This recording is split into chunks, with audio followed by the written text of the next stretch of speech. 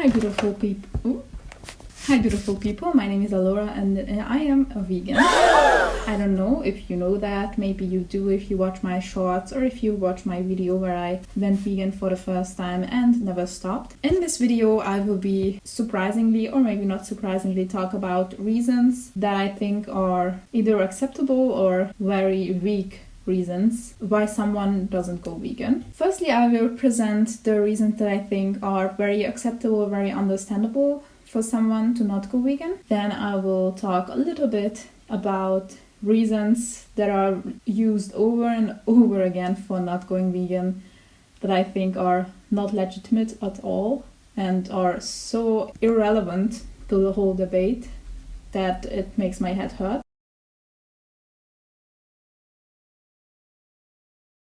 And then I will talk about some reasons that I think in some ways could be legitimate for some people while completely irrelevant to others. So let's start with the excuses kind of that I think are legitimate for not going vegan. Of course, if you have a chronic illness that will make not eating meat life-threatening. I know a person who has multiple chronic illnesses stacked on top of each other and their stomach really can't take anything besides like 2 or 3 foods, and one of them is chicken. And even though they've been living as a vegetarian for most of their lives, the doctor told them that they should or need to start eating meat if they don't want to get into an even more life-threatening situation. These kind of health reasons, not the my brain isn't functioning properly. I don't mean the I stopped being vegan because my body wasn't getting enough nutrients, which is understandable if you do a vegan diet the wrong way. Then it's of course you're not getting enough nutrients. But that is in itself not the fault of the vegan diet, but the execution. So if you have a chronic illness, of course, I think that is a legitimate excuse or like a legitimate explanation for why someone is not vegan if that person is the chronically ill one. Because if I have a conversation with someone and they are like, I'm not vegan because did you know there are people who are chronically ill and cannot be vegan? Like, okay, but what does that have to do with you? Like, we were talking about your experience or like your reasons, and you can't just say, I'm not vegan because some people cannot be like others will not be like. So of course, if you are chronically ill or if you have severe allergies, for example, to legumes, beans, soy, maybe even gluten, if you are a celiac, allergic to soy, and want to be vegan, I'm not sure if that could be done. Feel free to tell me in the comments if you know someone who does it or if you know someone who can do it. I imagine it is very hard to do. Of course, you can still be vegan while being allergic to soy, but it will be immensely difficult, I think. Not everyone has to be vegan. Not everyone can be vegan. I think it's completely fine. And if you have allergies, that will make your life so difficult as a vegan that you just choose not to. Of course, meat can be skipped anytime, but it all depends on your view on the world. Then we have the third and last legitimate reason, which is of course poverty, extreme poverty and food deserts. Of course, I admit that not everyone in the world is so privileged as to be able to go vegan. Of course, if food is scarce, if water is not sufficient or like clean drinking water is not sufficient, then nobody fucking cares about your diet. It's like when vegans get asked like, what will you do if you would go on a deserted island? Like, of course I would eat what I find, and I would not hold myself to the vegan standards, because the point of veganism is not I refuse to eat it because I don't know, it's my whole life long I will never eat this. Veganism is just I don't eat it because I don't need to eat it, because I am privileged enough to have the opportunity to eat something else. And I think privilege is a very important part in this. Just so you know, vegans, as long as we are vegans, or like me as a vegan, am privileged enough to continue a vegan lifestyle, I will do so. If I will have the misfortune of not, then I would make an exception. For example, if I would have a rare disease which could be medicated by one medicine, and this medicine is not vegan, I will take it just so I could live. Because it is about survival and not about privilege. And there is nothing wrong with that, I think. So let's go to the reasons that I think are bullshit, of course. Firstly, the reason that people always say is, but we have been eating meat for centuries. Well, maybe if you think you are a royal family member in the early modern periods or Middle Ages, then yes, you have been eating meat for a long time. But actually peasants and people who worked on farms and stuff in the earlier Middle Ages had less meat than an average person has in the modern times. Yes, I don't understand comments or reasons or excuses where the people refer to others to justify their behavior, because your behavior is only dependent on yourself, so you are the only person you can control. And tied together with that, of course, when they say, but lions eat meat, the classic. If you feel like you're a carnivore animal, like a dog or a lion who lie in their own piss and lick their own butthole, then go ahead, feel free to do so. Even though there is evidence that humans are not carnivore, even though you are not an animal, if you identify as an animal, then sure. Next argument that I believe to be bullshit, don't hate me, is the argument of, indigenous people actually live in tribes and they honor every part of the animal that they hunt. Do you think indigenous peoples are not people like you, but that they live still in the wild and hunt animals that are already going extinct because of mass animal farming and habitat loss? My problem with this argument, of course, firstly, is that the people who use this argument are not indigenous themselves. They are like, yeah, I am doing exactly what they are doing. I buy my meat from the supermarket and I honor it. I really savor it when I eat it. What do you mean? Firstly. Secondly, it renders every indigenous person who is also vegan invisible. It's just this, and also it reinforces this harmful stereotype of indigenous peoples as savages. It's very harmful and can imply lots of different more and more harmful stuff. The next excuse I think is not acceptable is that veganism is such a white thing to do.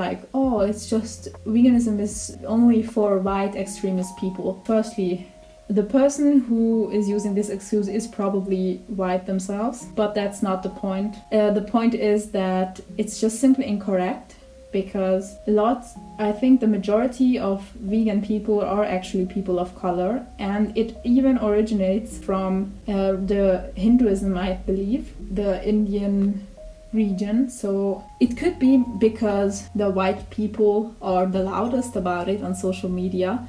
But I think that also depends on one's algorithm. So I sometimes have indigenous vegans, people of color who are vegans, and make fun of this exact argument on my For You page. So it mainly just depends on your For You page, probably, if you get many people of color, if you only get white European people. I'm not sure, but people of color who are vegan exist, and you shouldn't ignore them or make them feel invisible because you want to excuse your lifestyle. These were the reasons that I think are bullshit. They are mostly just excuses from people who eat meat as to why they are not vegan. And I think the dangerous thing about it is when I talk to a person that's not vegan about veganism, they always think that I need excuses, that they need to excuse themselves for not eating like me, for not having the same moral standards, for not having the same opinions or the same, lifestyle just in general. I have the feeling the reason so much hate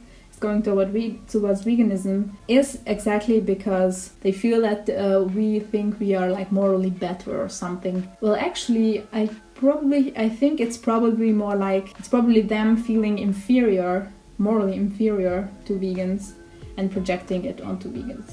Of course, there are also the very aggressive vegans that I sometimes find in comment sections. Babes, you're not helping anyone. I don't want any vegan infighting, of course. I don't like it. I don't think it is helpful to have, for example, a beef between plant-based people and vegan people. Like, I don't think it's that relevant. In the end, plant-based people do exactly the same thing as vegan people do, like almost, just for different reasons. I don't think there's anything wrong with that. Hot take, could be hot take. But I think the aggressive vegan can really do much more harm than good. Just keep that in mind when you comment on random posts and say, oh, you are abusing the animal and it's all actually cruel and go vegan. I must say I like the side of veganism that comes with logical, calm arguments, like Earthling Ed. Earthling Ed he is a real advocate who uses logic and compassion instead of aggression and hate. So let's talk about some reasons that could make, I'm not sure if anyone really brings them up as excuses, but they could make turning vegan very difficult. The first one is if you genuinely don't care about exploitation, animal welfare, habitat loss, the environment, women's rights, or cruelty, slavery, stuff like that. If you are a person, I'm not trying to shame anyone, okay? There are people like that out there who genuinely don't care about the environment or don't care about animal welfare or don't like animals in general, don't care how they are being killed, if they are being killed, if they exist at all. They are just happy to spend the summer on the beach without bugs and without sharks eating them. And I think for those people, this is like a kind of legit argument, but also not really, but kind of. So I could understand if people come to me and say, hey, my motivation for being plant-based is not because of the animals. I could kind of get behind that, even though I will never understand it, like never fully understand it. Yes, the main part about this one, if you don't have motivation, then of course it is not likely that you will see it through. So of course a person who doesn't feel like they need to protect these animals, that they don't want any animals to die for them, they will have weaker motivations to go vegan or plant-based than people who actually like animals. I think plant-based people have a solid motivation of being healthy or environmentally friendly. It's kind of like a legit reason to say, oh, I actually have no reason to do this and that is why it's not working. I think it's understandable on some degree. Then the last point, the last reason that I want to talk about, it kind of could be kind of an excuse, but it is very understandable. If you feel like you don't have a strong sense of not just justice, but sense of self, the strength to stand up for your own opinions and beliefs, because I can understand if someone doesn't want to go vegan yet. Well, it's like I would actually go vegan, but I don't think I could mentally handle the backlash from society. This reason, I have never heard anyone talk about this, like as a legitimate reason, but I think it is so important, like mental health is so important that it is actually insanely hard to be vegan in the wrong environment. I was lucky enough that my family is pretty liberal, like my friend group was so great. My friend group embraced it. One of my friends who is not really good in the kitchen baked like a vegan cake extra for me, and it was so sweet and considerate. So I was very lucky that I have the community that I have to hold me up and actually support me, because I think lots of people want to tear vegans, not just vegans, but in this context, vegans down, especially because it's not the norm. It's socially unacceptable to be different, to eat differently than tradition. If you would go vegan, but feel the need to wait until you are in a safer environment for your own mental health, for your physical health, maybe, physical well-being, maybe you don't have the funds, maybe you still live with your parents and they refuse to buy anything that's vegan, that's not like, I don't know, salad. I think it is understandable to some degree. Of course, I'm not here to judge anyone's excuse or anyone's explanation for not being vegan. I'm not here to morally look over you and decide, oh, this argument is not logical for me. It's not good. You should find another. Like, no, I was just merely trying to point out some arguments that could be used by people who might might be open or less open to veganism. And yeah, I think this was about it for today's video. I hope you enjoyed. I hope I didn't offend anyone. It was not my intention, please don't sue me. I was just trying to make sense of some arguments, and maybe if you are trying or thinking about going vegan, maybe you can kind of prepare yourself for what's to come, because a lot of debating is coming. Like, I have never had to debate so much about my health, about my strength, about my morals, my beliefs, than after going vegan. Like, it's difficult, but it can be done, and I genuinely believe that it's worth it. So thank you for coming along to this video, and please click the like button, subscribe. See you all next week. It was Alora speaking. Keep shining. Bye.